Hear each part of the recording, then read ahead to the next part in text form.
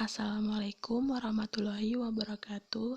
Saya Titi Nur Saputri ingin menjelaskan beberapa materi tentang ekologi 2 ini. Yang pertama, aliran energi terbagi menjadi 3 bagian. Yang pertama, rantai makanan. Yang kedua, jaring-jaring makanan. Yang ketiga, piramida ekologi. Nah, yang saya ingin tanyakan, apa itu aliran energi? Matahari merupakan sumber energi bagi seluruh makhluk hidup yang ada di bumi ini. Tumbuhan hijau tanpa bantuan matahari tidak akan berfotosintesis untuk menyusun bahan organik yang akan dimanfaatkan oleh semua organisme. Organisme membutuhkan energi untuk sinar matahari untuk berlangsungnya hidupnya, antara lain untuk proses pertumbuhan dan perkembangan, reproduksi bergerak, dan metabolisme meliputi apa saja aliran energi. Yang pertama, rantai makanan. Rantai makanan adalah pengalihan energi dari sumbernya. Hubungan yang terjadi antara individu dengan lingkungannya bersifat mempengaruhi atau timbal balik. Kemudian, yang kedua, jaring-jaring makanan. Kemudian yang ketiga, piramida ekologi. Rantai makanan terbagi menjadi 3 bagian. Yang pertama, rantai pemangsa. Rantai pemangsa ini asalnya tetap, yaitu dari tumbuhan sebagai produsen. Rantai pemangsa dimulai dari hewan pemakan tumbuhan atau herbivora sebagai konsumen tingkat 1, kemudian hewan pemakan daging atau karnivora, hewan tingkat 2.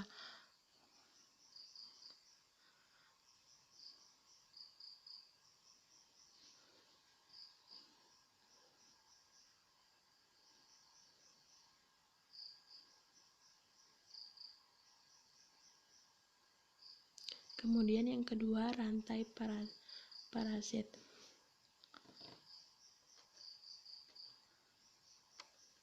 Rantai parasit ini dimulai dari organisme yang hidup secara parasit atau merugikan organisme lain. Contohnya, rantai makanan yang dimulai dari tumbuhan, benalu, dan cacing parasit.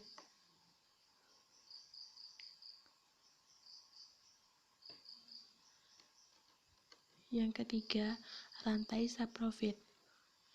Rantai saprofit ini berasal dari organisme yang sumber makanannya dari sisa-sisa makhluk hidup yang telah mati. Contohnya, makanan yang dimulai dari jamur dan bakteri.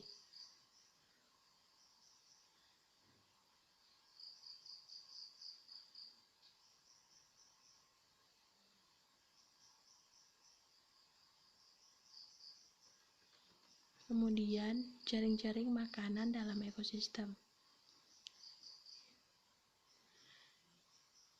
Jaring-jaring makanan dalam ekosistem adalah kumpulan dari beberapa kompleks. Konsumen tingkat 1 adalah konsumen yang langsung makan produsen yang disebut dengan herbivora atau pemakan tumbuhan. Konsumen tingkat 1 ini benar-benar menggunakan energi kimia dari hasil fotosintesis. Hewan-hewan tingkat 1 banyak macamnya, seperti sapi, kambing, marmut, belalang, ular, kelinci, dan sebagainya. Konsumen tingkat 2 adalah pemakan konsumen tingkat 1.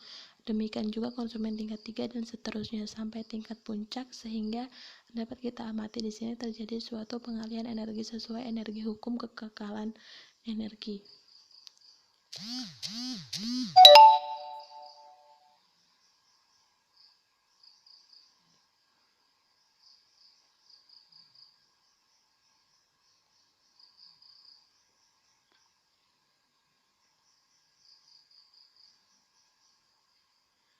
Kemudian ada produsen,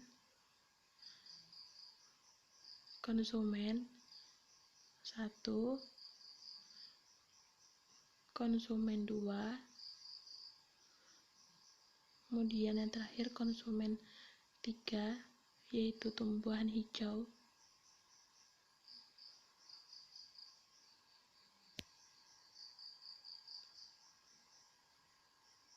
Piramida ekologi.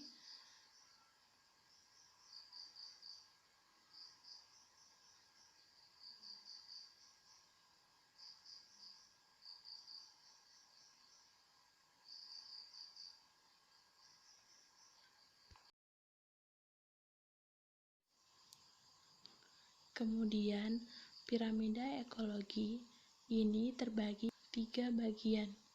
Yang pertama, piramida jumlah individu. Piramida ini memberikan gambaran tentang jumlah individu pada setiap tropik piramida ekologi.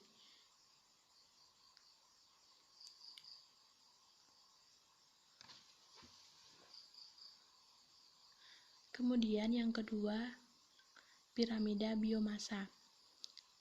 Piramida biomassa ini menggambarkan ukuran berat materi organisme pada setiap tropik. Dalam satuan berat piramida biomassa hasilnya lebih akurat daripada piramida individu. Yang ketiga, piramida energi. Seringkali piramida biomassa tidak memberikan informasi yang kita butuhkan tentang ekosistem tertentu. Berdasarkan observasi yang dilakukan yang lama, piramida energi mampu memberikan gambaran paling akurat dalam ekosistem.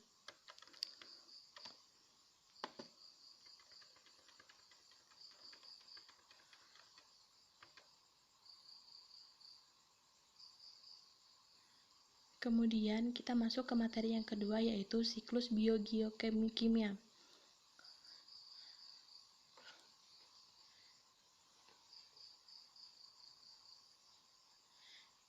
Siklus biokimia, unsur-unsur seperti karbon, nitrogen, fosfor, belerang, hidrogen, oksigen adalah beberapa unsur yang penting dalam kehidupan. Unsur-unsur tersebut diperlukan oleh makhluk hidup dengan jumlah yang banyak, sedangkan unsur-unsur yang lainnya hanya dibutuhkan dalam jumlah yang sedikit. Meskipun setiap saat unsur-unsur tersebut dimanfaatkan oleh organisme, keberadaan unsur-unsur tersebut tetap ada dikarenakan unsur ini digunakan untuk organisme untuk menyusun senyawa organik dalam tubuh. Ketika organisme mati, unsur-unsur senyawa organik tadilah yang dipengaruhi oleh dikembalikan ke dalam, baik dalam tanah, baik akan dikembalikan lagi ke udara.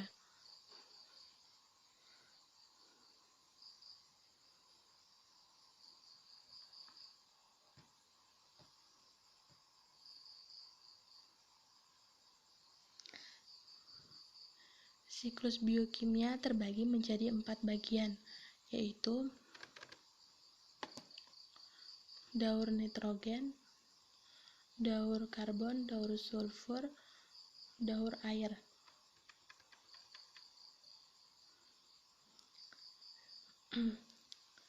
Siklus nitrogen.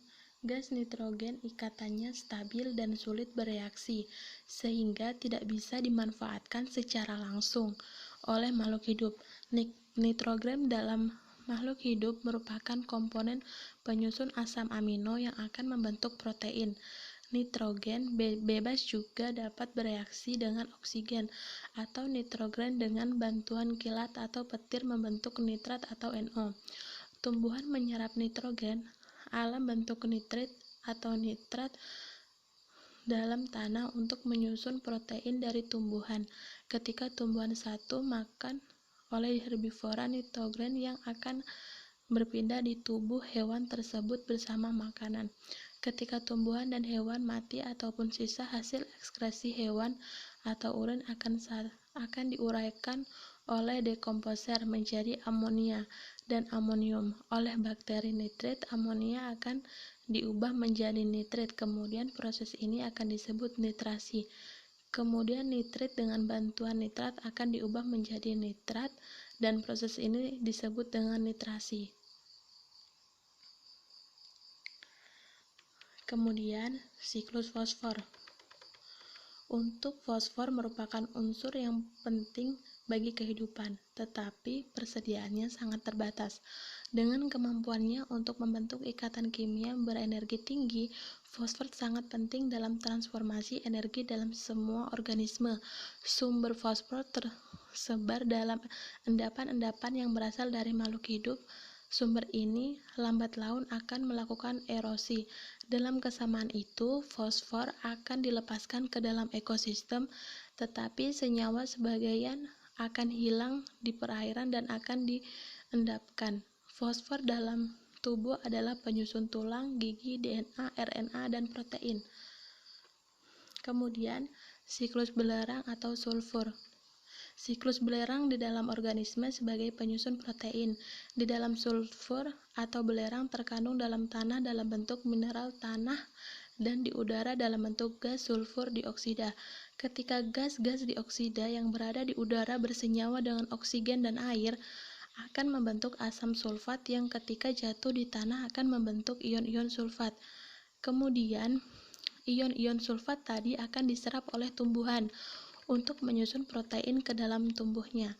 Ketika manusia dan hewan akan memakan tumbuhan, maka akan terjadi perpindahan unsur belerang dari tumbuhan ke tumbuhan hewan atau manusia. Ketika tumbuhan mati, jasadnya akan diuraikan oleh bakteri dan jamur pengurai dan menghasilkan bau busuk, yaitu gas hidrogen sulfida yang akan dilepas di udara yang sebagian tetap akan di dalam tanah. Kemudian siklus karbon. Sumber karbon di udara bersumber dari respirasi manusia dan hewan. Respirasi vulkanik, pembakaran batu bara dan asap pabrik. Karbon di udara dimanfaatkan oleh tumbuhan untuk berfotosintesis dan menghasilkan oksigen. Hewan dan tumbuhan yang mati semakin lama akan membentuk batu bara di dalam tanah. Batu bara akan dimanfaatkan untuk bahan bakar yang untuk menambah kadar karbon di udara. Air pertukaran karbon dengan atmosfer berjalan secara tidak langsung. Karbon dioksida berikatan dengan air untuk asam karbonat yang akan terurai menjadi ion dikarbonat. Jumlah dikarbonat dalam air adalah seimbang dengan jumlah karbon di air. Lintasan utama siklus karbon adalah dari atmosfer dari hidrosfer ke dalam jasad hidup, kemudian kembali lagi ke atmosfer atau hidrosfer. Siklus hidrologi dibedakan menjadi 3 bagian, yaitu siklus pendek,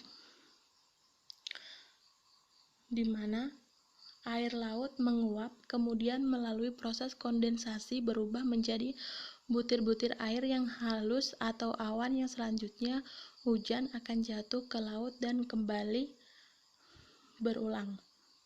Kemudian yang kedua, siklus sedang. Air laut menguap, kemudian dibawa oleh angin menuju daratan dan melalui proses kondensasi menjadi awan, kemudian terjadi hujan di daratan dan selanjutnya meresap ke dalam tanah lalu kembali ke laut atau sungai-sungai atau saluran-saluran. Kemudian yang ketiga, siklus panjang.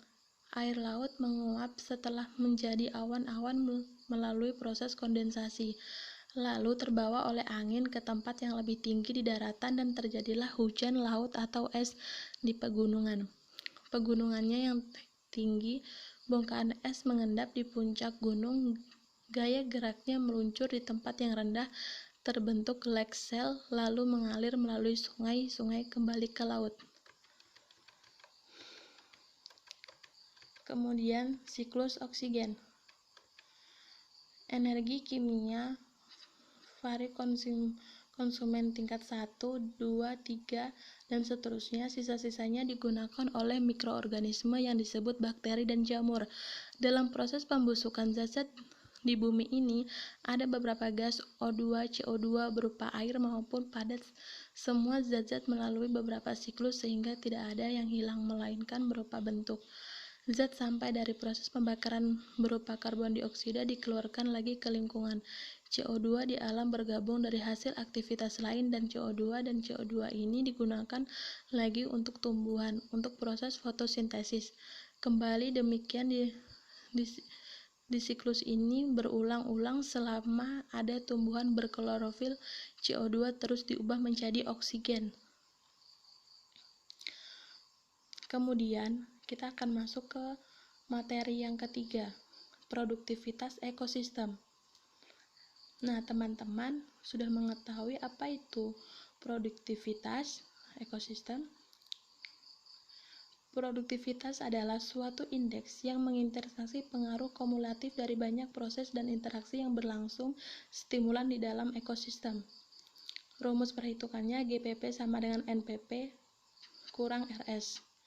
Keterangannya GPP gross primary productivity, NPP net. Kemudian produktivitas sekunder primer yaitu produktivitas primer, laju penyimpanan energi radiasi cahaya matahari oleh organisme produsen dalam bentuk bahan organik melalui proses fotosintesis.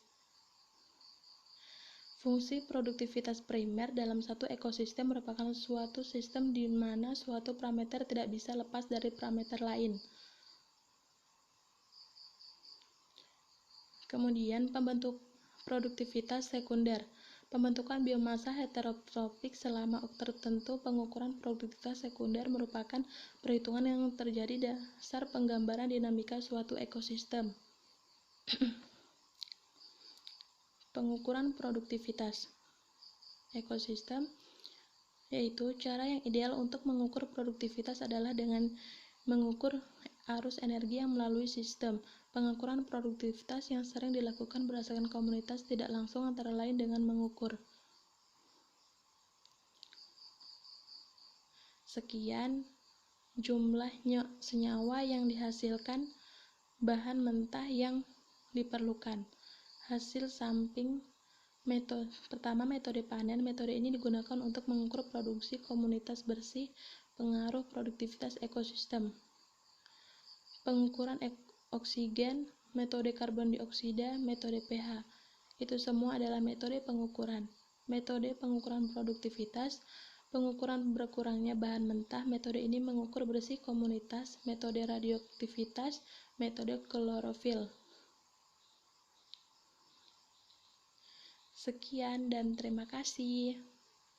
Itulah, dan ini kemudian daftar pustaka yang dirujuk dalam video ini.